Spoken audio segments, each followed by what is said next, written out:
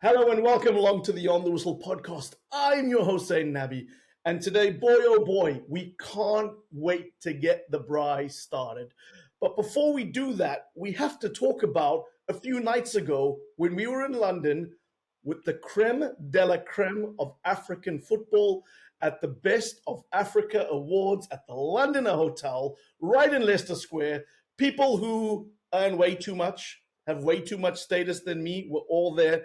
And it's all thanks to one of our co-hosts, Francis Nkwain, the dapper, the man who's always urbane, educated, philosopher, organized this event. Francis, what an event. Alasdair and I were there. Hi, Ali. Good to see you. You were working the mix zone with your interviews. But Francis, that night was about the spirit of Ubuntu. I am because we are.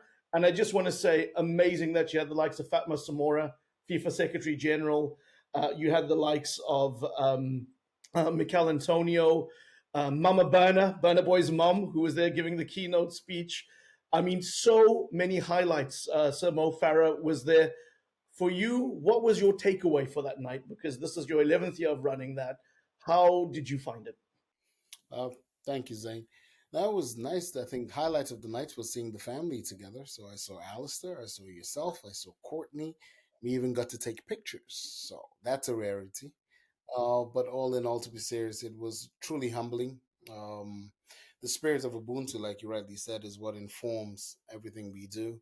And it was just nice to see that sense of togetherness, the willingness from everybody who was present to take a shower, put on some glad rags, look good, smile, chat with everybody. It was really, really nice. It was like being at your house and everybody just knew.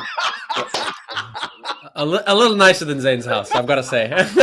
Just a little bit. It was good food, there was something to drink, and it was nice. Because one of my anecdotes from the night, and there were so many, right? Like, is you have Paul Pogba's brother and agent who are at this event quietly in the room. You've got Kurt Zuma who comes late after other commitments. You've got, Wisa from Brentford who played that day but came out there to support Peli Radakumpanza, who won his award because they both play for the DRC. And I was just like amazed at the brotherhood in the room. And it's not something I haven't seen before, but Ali, you've been there too. I mean, what was standing out for you? You were doing some of the interviews on the night. Nah, it's good. I gotta have a sit down with Pelly, and I gotta put him in the hot seat by asking him, would he rather win the Premier League with Luton or win the AFCON coming up Be the AFCON. with the DRC? Well, I'll tell you, he spent about 2 minutes umming and ahhing before he actually went with Luton. So I know. So I told him I'm gonna be there in Côte d'Ivoire, and I'll be asking him whilst he's in camp with his Congolese colleagues, and I'll ask him the same question and see how he responds. But no. It was a great night. It was so much fun. Always great to kind of meet so many amazing people, be inspired. Again, like, seeing Pierre Company, Vincent's dad, speaking, a very wise, very funny man. I think he could do a job on the side of a Premier League pitch, no doubt. But yeah, no, it was wonderful. And yeah, like Francis said, very rare we ever are all together, and even rare that we all actually get a photo. So I think maybe that was the best part. Agreed. Well, listen, we've made our guest the amazing Brad Ross wait this long. Brad, welcome to the pod. You are the VP of Sports and Entertainment and Marketing and Partnerships at the Coca-Cola Company. We're talking to you today from Atlanta, and today's show is brought to you by Coca-Cola. Look at that. I told you. I've got to make sure like I'm well fueled up, I love it. Well, good to see you, Zayn and team. And clearly I missed out on a good event earlier this week. It sounds like it was quite a jaw. Well, listen, it was a party and a half. And the last time I left, I was looking for a friend of mine who'd won an award, Mr. Darren Lewis from the Daily Mirror and CNN. So I found his award and left Francis dancing with about 5 other ladies on the dance floor. So it looked like it was starting to be a real fun event. The after party is always the fun stuff. Oh, and Kano the rapper. I saw Kano the rapper. So if you like grime and rap and Top Boy, he was in the house too. But Brad, listen, we're so happy you're on the pod. Like me, you're a South African, and I have to take a lot of nonsense from these guys sometimes because we know we're the greatest nation on the continent, the best rugby players, the best cricketers, sometimes the best football team, maybe in the past. Don't know You've about got to that. go back to '96 for that, right? Yeah. Exactly, when Francis looked younger. When I wasn't even born, that's when South Africa were good. I'm throwing shade. I'm throwing shade. I'm throwing shade. We But do listen, we do have the best food though, and that's for sure, absolutely, no absolutely. doubt. But Brad, I have to ask you because I know that you're in Atlanta now and you've been there for a number of years. But there was a period when you were looking after things for Coca-Cola in South Africa, and the 2010 World Cup for me is like one of my highlights. And when I was trying to think of like my favorite memories, I was in Durban predominantly for it. I remember the Dutch when they came in and the Oranje Army stormed up and down with their, they'd walk en masse and sing their songs, and they were amazing. I remember Simpiwe Shabalala's goal that lit up Soccer City and was a fantastic way to start the tournament. And I remember also the fan parks and how Kanan's Raise Your Flag song became, I would say, the unofficial anthem of that tournament in many ways. I'm not knocking Waka Waka, but I guess I am because it was just so much better. And whenever that song blared out, and when I still hear it today, like I just feel nostalgic. I feel nationalism. I feel pride, and it just tees up a whole bunch of emotions. But if I was to ask you what some of your favorite memories of the tournament were, what would you say? Yeah, it was an incredible time, Zayn. I was super fortunate to be working for Coca-Cola, obviously at the time, and to be working on football, which is something that's a real passion to me, both in the career side but on the personal side too. And then to be doing it during the FIFA World Cup in my home country, it was like the trifecta. It all came together beautifully. And so, having had the opportunity to really represent South Africa and Africa, because when we put the campaign together, we worked very closely with our global team at the time, but we worked together and we would bring in the local insights, right? So a couple of things that we did when we built up to 2010 was this wasn't about South Africa. This was Africa's World Cup. That was very clear. So we needed to make it feel like that, So from even having Kane on, who was living in Canada at the time, but from Somalia originally, having him as the voice of the campaign for us was a no-brainer. The words behind the anthem and what we did with the remix was exactly what you relayed here. Um, so many memories, right? I think going to that opening match when Bafana played against Mexico and scoring that very first goal that Simpiwe scored. I was actually in Qatar with Simpiwe at the end of last year, and we were reminiscing together what it felt like for him, not just for him, but for the whole nation and the whole continent. To be honest, it was incredible. So that was a major milestone for us. I think the smoothness at which the FIFA World Cup rolled out, despite so many pundits before or cynics before saying you're never going to get it right and Africa's not ready to host. It's one of the best FIFA World Cups ever hosted, right? And I Mm-hmm, think that that, mm-hmm, that was proven.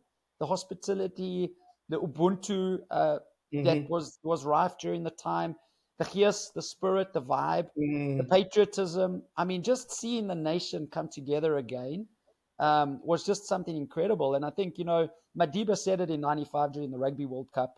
Those of us that were fortunate enough to see that, we saw how sport has the passion to unite and the ability to unite like nothing else.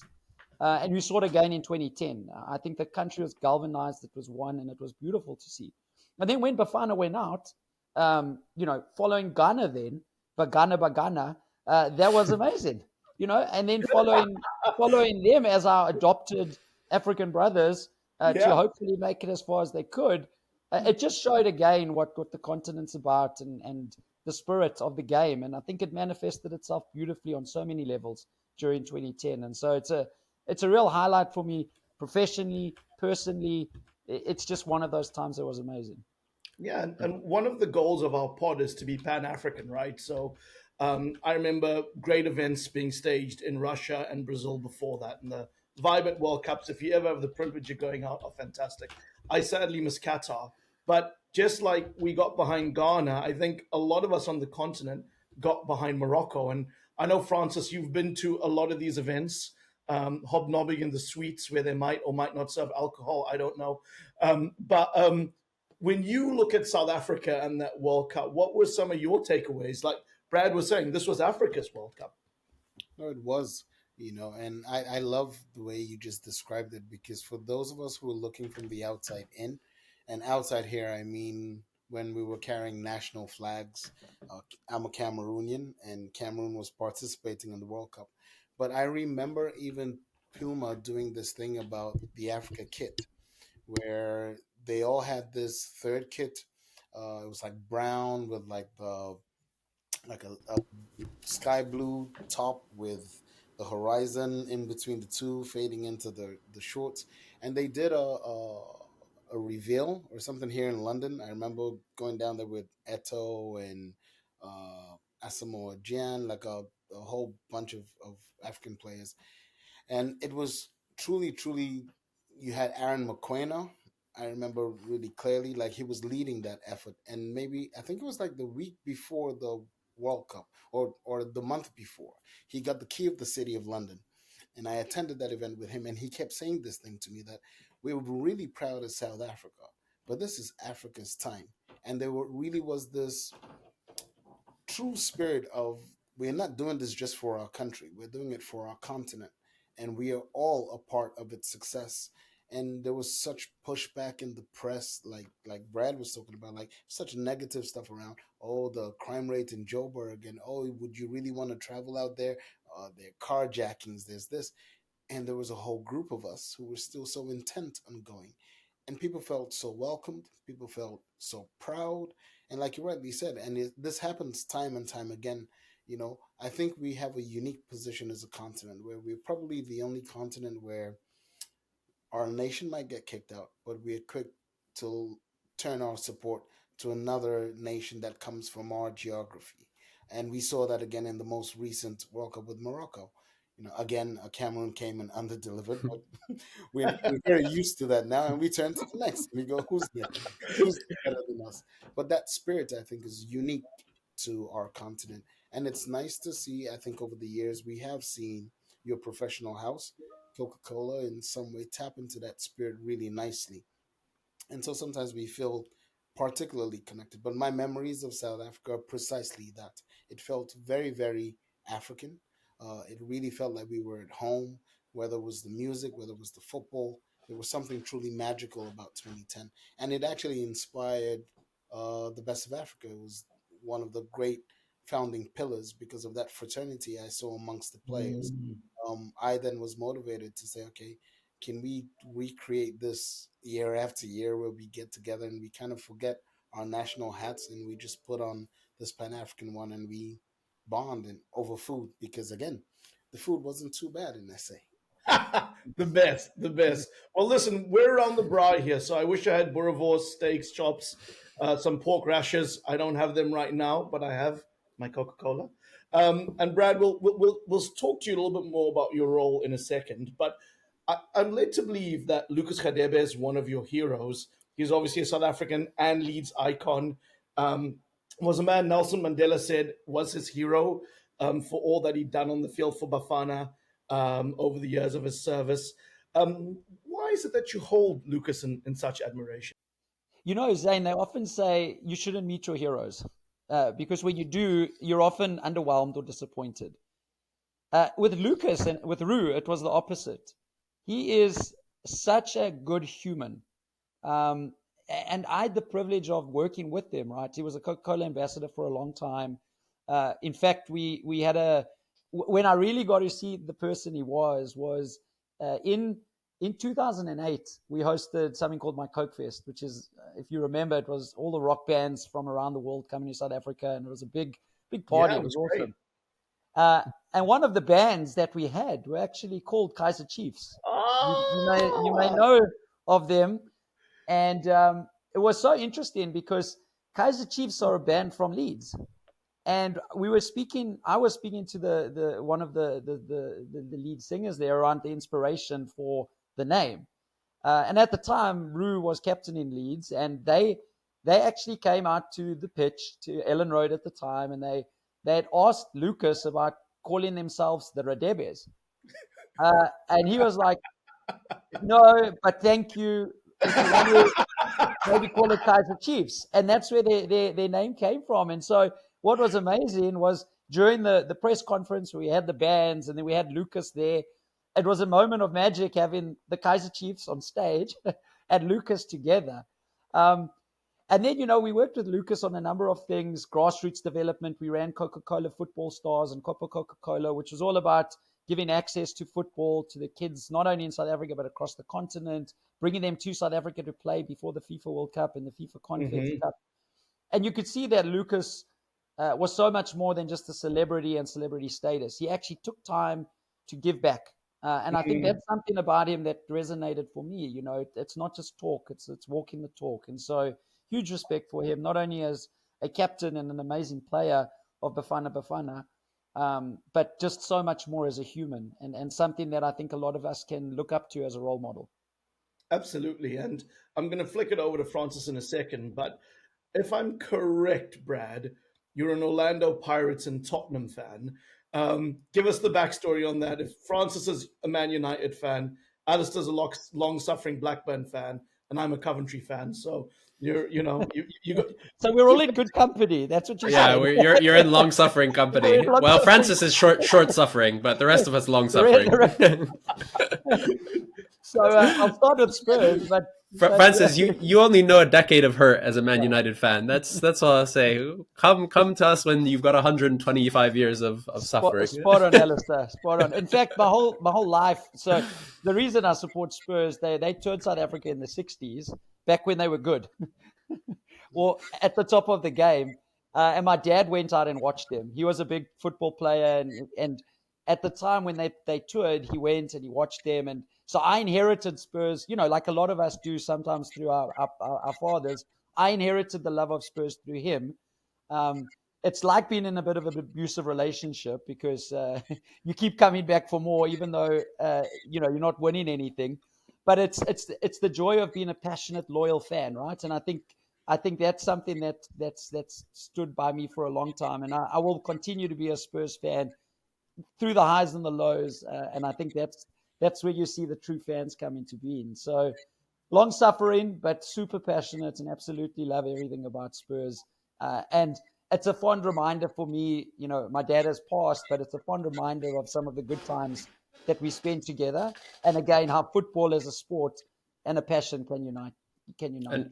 And Brad, who tell me, this season, we're obviously recording this, with Spurs flying high in the Premier League, Orlando Pirates having just been knocked out of the CAF Champions League, but heading into an MTN 8 Cup final. Who do you think is more likely to win a trophy first in terms of the league title, Pirates or Spurs? Pirates. Oh, he has faith. He has faith in them ending Mamelodi's domination. Yeah, okay, I like that. I do. It's probably just something that I've accustomed to on the Spurs side more, that we're not going to win. But there's always the hope, right? And there's the believe in. It's what our tagline right now on our global football properties are: believe in is magic. And as a fan, you always have that belief. You always have that hope that your team are going to somehow come through and win. And I would love nothing more than to see Spurs lift any trophy. It would be great. But it would be great to see them definitely contest with the Man Cities of the world, or the Arsenals and the Liverpools at the top of the league. And so far, so good. I think Ange Ball is proving to be quite an interesting era for the club. Let's see how that goes. But I'll reserve too much excitement till we get further down and see if this is a sustainable start from what we've seen. But so far, the signals are good. Okay. I was going to say the reservation is unlike most Spurs fans I know. But it's nice to hear. I have to say, realistic. It's good. I have to say, I'm quite taken by the story you shared with us about Lucas in particular, and connecting with him because of the person that he is, and the quality of his humanity. Because again, even my connection with football on a personal level is quite rooted to. I tend to like the people who are good more than maybe just the sport per se, or the fame that they have. But I wanted to go through this because you speak of Spurs, and at Spurs, I've had the good fortune of working with quite a few Spurs players, from Manasseh Ekoto to even Adebayor in his days at your house, or quite a good number of the players. And they have this really amazing relationship with the club because it's not rooted in success. It really is. I'm not saying this to be spiteful. I'm just saying there is something magical at Spurs where it really is the beautiful game. It really is that sense of family, that sense of we're not here because we're going to lift a trophy. There might be hope that you could. I wanted to ask, when we look at Coca-Cola, for example, the house where you're at, um, I know success is important in most places, and most American brands love success. Um, I'm intrigued by the nature of the relationship you have with football as a house and why you have this connection with football and even the Olympics to a certain extent. So maybe I'll say sports in general.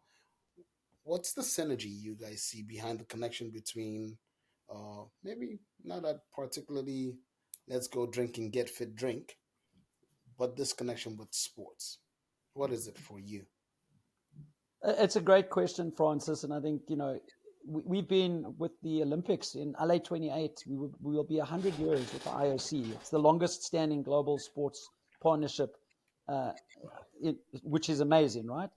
And in football, we've been around since the 50s, advertising on the side of the pitches, to this early 70s when we actually signed with FIFA. Um, so we've got a long-standing kind of DNA in the world of sports, and it goes across not just football but multiple sports. I think for us, it's about connecting with the occasion. It's connecting with the passion point, and we see football as something that consumers love. And so, how do we get involved and connect with consumers through something they truly care about? But the key is to do it in an authentic way and to play the long game. I see a lot of brands that are in and out. For us, we understand the power of the sport. We understand that it takes a certain permissibility to be part of it and to be part of the fabric and the ecosystem. And it's not just about what you can take from it; it's also about what you can put into it.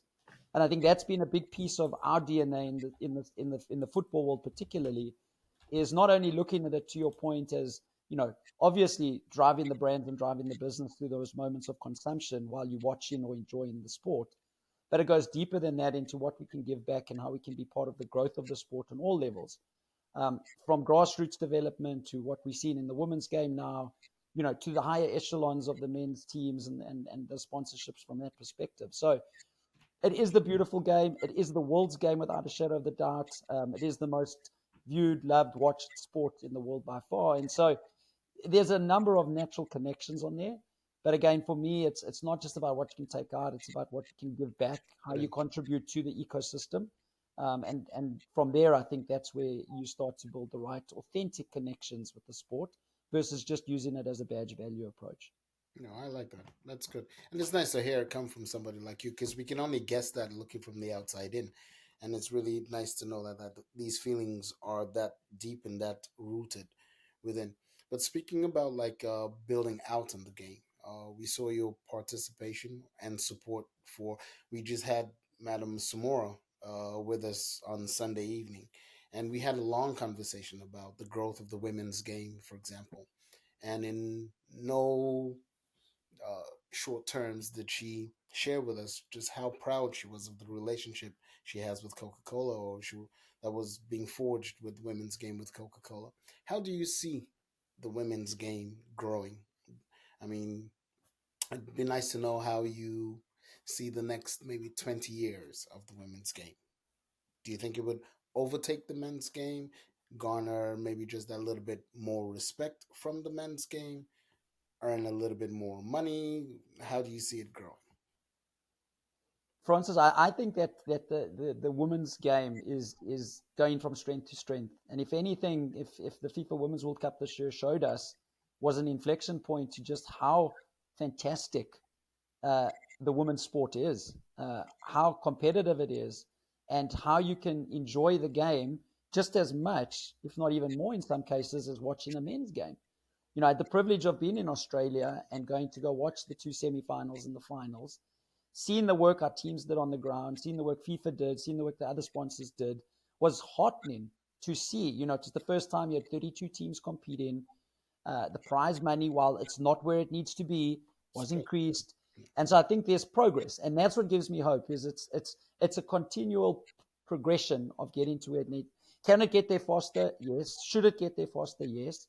But it needed milestones like this year's FIFA Women's World Cup to show the beauty of the game, the growth of the game. And it was wonderful, honestly, Francis, to be in Australia, to be watching the game and to be coming out of the stadium and to be seeing kids, both boys and girls, wearing jerseys of their women idols. Yes. That for me was a tipping point, right? I think for the longest time you would have seen young kids wearing, their football icons, and they were 99.999% of the time men. To see so many kids coming out of the stadiums wearing shirts with the women's names on the back, for me, that told me that's a leading indicator of what's to come. So while, you're going to see how this catches up from a leading indicator point of view, that showed that there's momentum where it needs to be. And that was exciting. I mean, in the host country itself, in Australia, when the Matildas played in the semi-final, that was the most watched TV event in the history of Australia. Right? It eclipsed even some of in Australia, we know, is a major sports mad country with cricket and rugby. But to see the Matildas top in the list was just magical. And to see the vibe and the passion from a non-football country, and then for the women's sport inside the country, was just great to see. So I think it's going to go from strength to strength. I think it's going to, at some point, hopefully catch up to the men's sport in all angles, including pay and including, the equity piece that comes with it. We look at this game from the African perspective. In Cameroon, we hosted the women's AFCON, and the buzz came. There was a moment, and we felt something had really changed. There was a respectability that came with it, but it hasn't, or it didn't materialize into the league structure of the game, and so it fizzled away a little bit. And my fear is, unless we keep pushing this, because I'm a big advocate of the women's game. I think a lot of the football that we watch in the women's game is far more true to form of the football that we all maybe grew up, maybe not Alasdair, but we grew up watching, where it was more about the sport.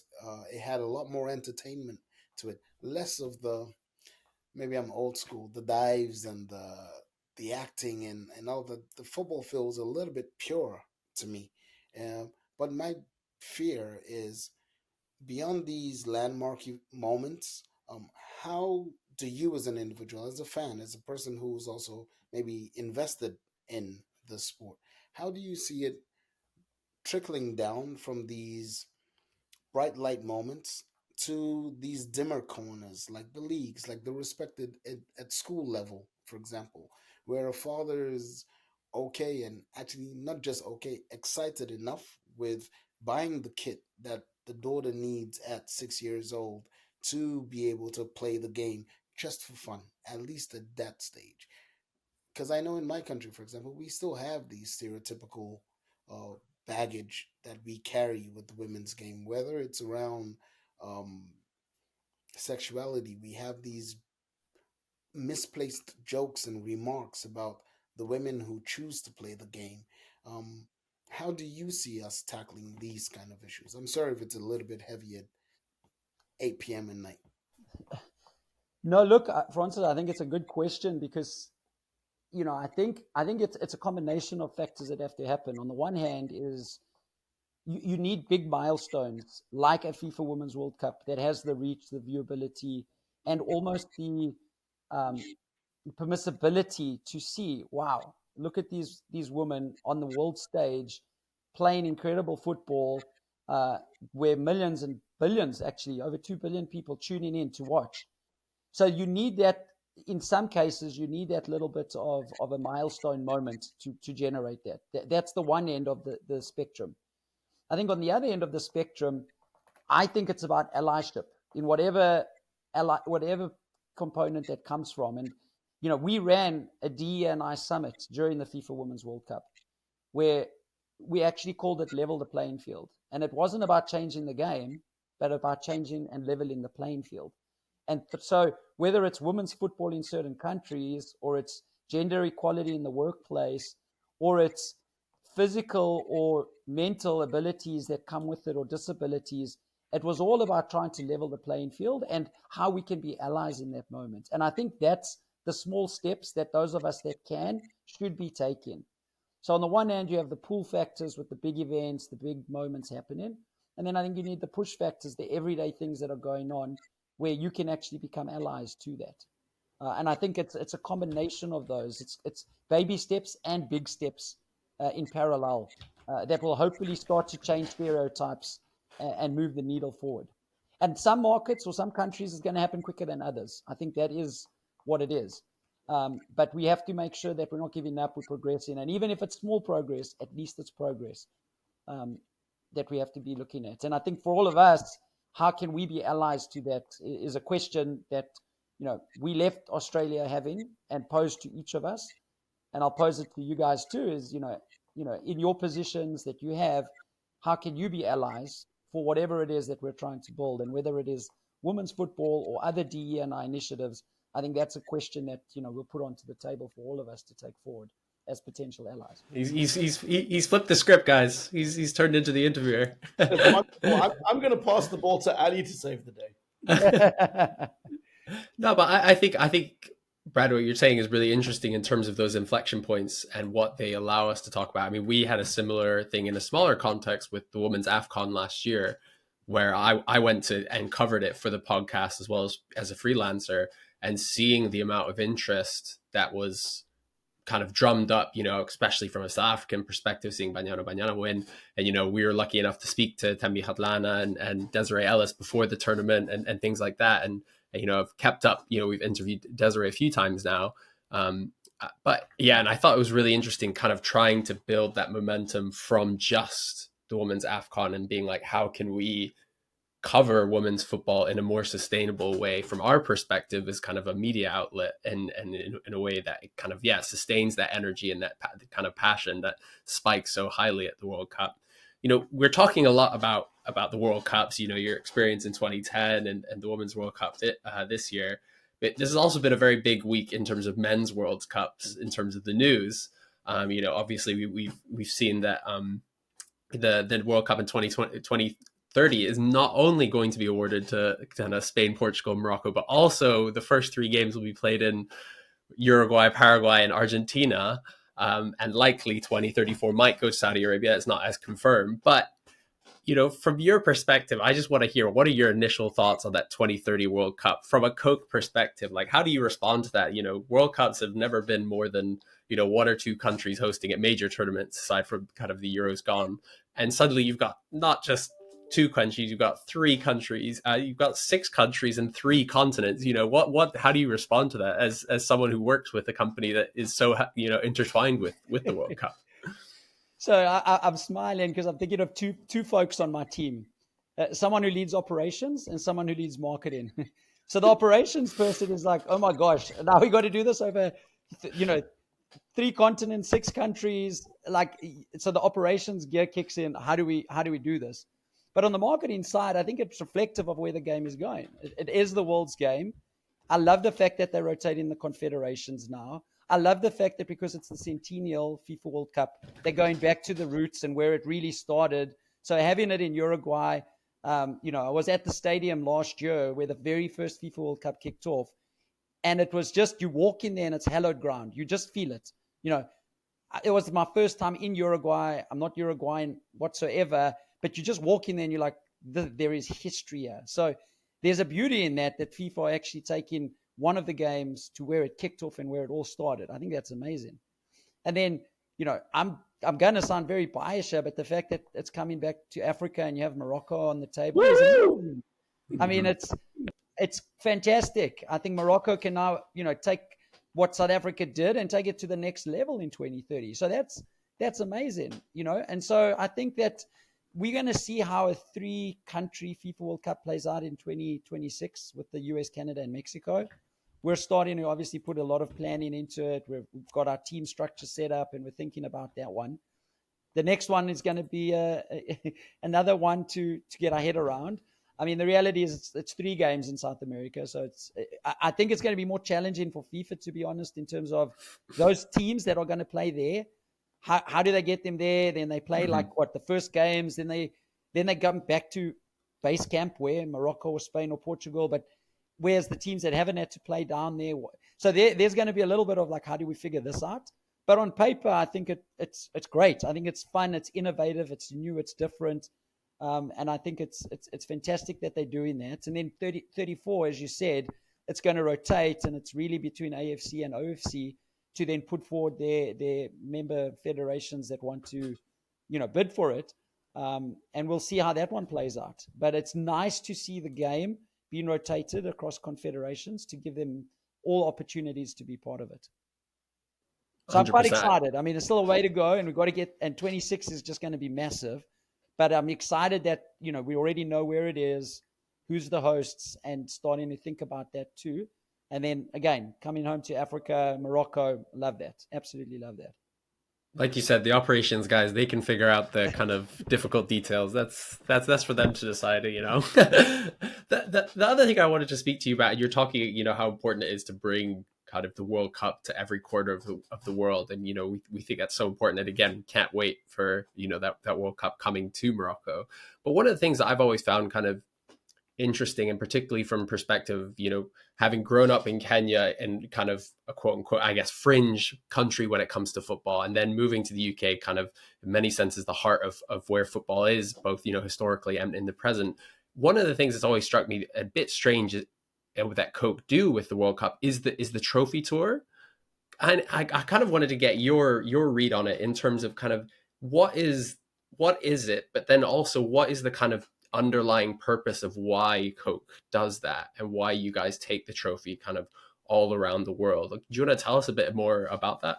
Yeah, absolutely. And I actually had the privilege of leading the trophy tour in the 2013-2014 edition. So really it goes back. We started this in 2006. So this was before my time. This was somebody else's great idea, not mine. I wish I could take credit for it, but I can't.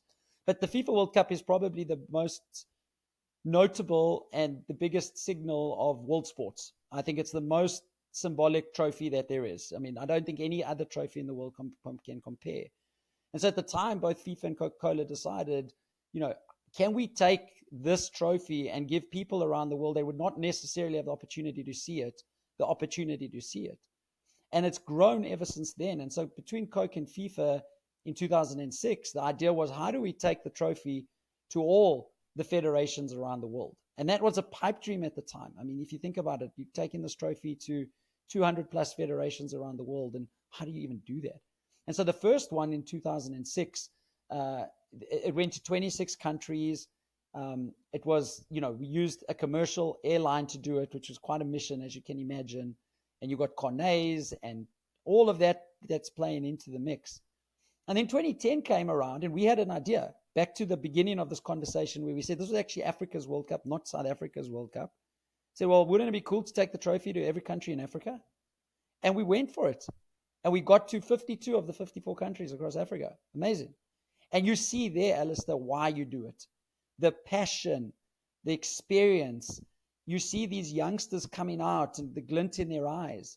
And that's no matter which country in the world you're in. But you see the glint in their eyes, and you see this hope and belief that someday, somehow, they could potentially be one of those people holding up that trophy. Because only winners or sitting heads of state can actually pick up the trophy and touch the trophy. So, unless you Salt B and he jumps onto the pitch after the Qatar FIFA World Cup. But other than that, that's kind of the protocol, right? So it's just incredible, Alasdair, to be able to do that. And then, through the business lens, the trophy tour gives us, it's massive employee engagement, so from an employee perspective, it's huge. From a consumer perspective, giving hundreds of thousands of people every time we do it the opportunity to see it, have their photo with it, with their friends, with their family, whoever they're supporting next to the trophy, having that with it is amazing. It gives us the opportunities to connect with the local constituents, with the football federations. We work very closely to make this happen. So it really is, I think, a shared partnership between ourselves, FIFA, and then the federations around the world. And it's a little bit of a give back where we can. And then it's also about leaving a legacy afterwards in terms of what we've achieved with it. So it's an amazing asset. It's an amazing part of our partnership with FIFA. And the year I did it, we took it to 90 countries. So to be able to get to 90 countries with the trophy, all over the world. And again, even though you couldn't speak the language in half of them, the universal language of football was there. And it was amazing to see that manifest itself through something like the FIFA World Cup Trophy Tour by Coca-Cola. And I love that you're talking about kind of local constituencies, because this brings me to my last question, probably my most serious question is, can you have a word with the Coke team here in the UK to try and get some of that Coke and the Coke products from Kenya, and I'm sure the same from South Africa, over here to the UK? Because I'm sick and tired of kind of British Coke and Fanta. When I want my Fanta Black Currant, my Fanta Passion, and some proper Fanta Orange in a glass bottle to have here in the UK, because I miss it so much. You know, do you have that capacity to make that happen? I may need to put you on a focus group with the team there, and I'll come and swinging with my opinions. Don't worry. I'll connect you with our GB team, and I think you can put all the questions on the table. And, hey, excellent. This is what I'm looking for. So you can be part of the innovation pipeline. Excellent. Brad, thank you so much for joining the pod. I've taken you past an additional time, into extra time, into Francis time, into Fergie time, into Pens and beyond. And now you're in Spurs time. Don't get Spursy on me. But I had two things to say. One, I remember in 1994, I won't say every kid in South Africa, but every fifth kid had the red soccer balls that went out, and they were so coveted, those little ones. I remember them in 94, playing with them, and anyone who had those were like the envy. And the trophy tour is a concept, and I've seen you guys do it with the Football World Cup. I've seen rugby do it with their partners. And when you go out to communities that just don't get the opportunity to get near this trophy, I really, I'm not here to do your PR for you, but it really is something to see the excitement that you get by getting close to that trophy. And I don't know if I'm planting a seed here, but ahead of the amazing World Cup we're going to see in the US, Canada, and Mexico, maybe we could get part of the trophy tour to swing by Francis's Best of Africa event, where we could have it there with all those, high flyers in there. Brad, I've no doubt you would love to come to this event to hobnob with the best and brightest of African football, celebrities, arts, all those things. Who knows? We might get Burna Boy there if we have the trophy. But just there we go. You've got the seed. Take it, think about it, and maybe we'll get there in a few years. But thank you so much for being generous with your time. We've learned so much. We wish you well, and I know we've got a bumper World Cup coming up in North America and Mexico, so hopefully we'll get you on in the build up to that too. No, it was a pleasure, Zayn, Alasdair, and Francis. Great to meet you guys. Great to have a good chat over the braai, over the proverbial braai, and hopefully we'll be able to do it in person one day versus just on a pod. But thank you for the opportunity. It's been great. Awesome to chat to you all.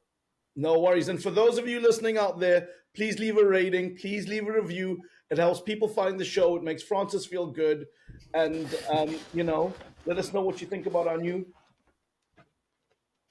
unofficial sponsors. Hopefully the gas came out there, not 100%. I heard it. As you can see, I've been drinking it. But c'est la vie, guys, and we will see you soon.